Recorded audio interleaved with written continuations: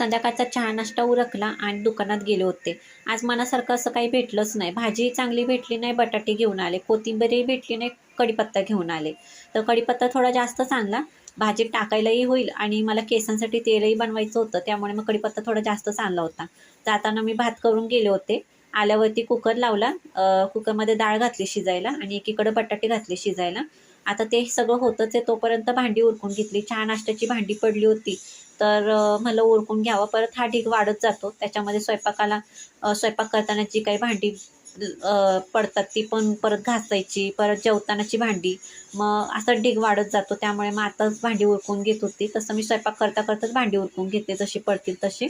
मला नंतर आराम भेटतो. नाहीतर मग काम वाढत जातात, आराम कुठेच भेटत नाही. त्यामुळे मग जेवढं होईल तेवढं उरकायचा प्रयत्न करते. तर इथं भांडी वगैरे धुवून घेत होती. बाहेर चकोलीचं आपलं पसारा करायचं काम चालू होतं. मी पीठ मळून घेतलं होतं भांडी धुवायच्या आधी.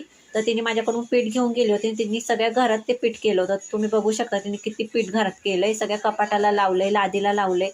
आता हे किती काम पडणार मला पुसायचं वगैरे, हे दरवेळेचं आहे तिचं. चला जाऊ दे, आता ती लहान आहे, तिला तर काय बोलू शकत नाही. मी माझ्या कामाला सुरुवात केली. वरणाला फोडणी घालायची तर सुरुवात केली होती. लसूण वगैरे ठेचून घेतला, जिरं मोहरी घातली, कढीपत्ता घातला आणि ठेचलेला लसूणसुद्धा घातला आणि मस्त वरणाला फोडणी देऊन घेतली. मी हिरव्या मिरच्या घालत नाही, कारण की चकुली माझे डाळ भात आवडीने खाते.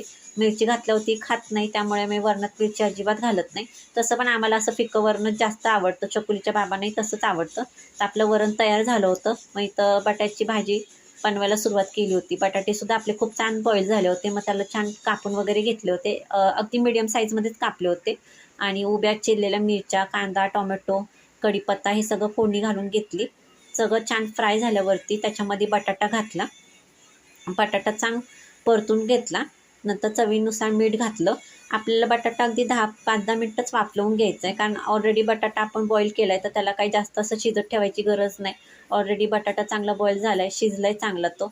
त्यामुळे जास्त काही आपल्याला वाफलवत ठेवायचं नाही, अगदी 5-10 मिनटं.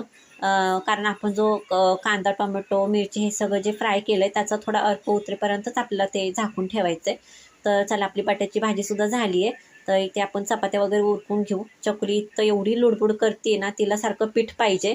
मला एक कळत नाही, लहान मुलांसाठी एवढी खेळणी वगैरे घेऊन ठेवले, सगळं असतं, पण लहान मुलांना ताटं, वाट्या, चमचा, कधी पीठ ह्याच गोष्टीबरोबर खेळायला का आवडतं? बहुतेक लहानपणी आपण सुद्धा तेच केलं असावं, म्हणून लेकरंसुद्धा तेच करतात. ते असो, तर आज आपलं असं काही जेवण तयार झालं होतं.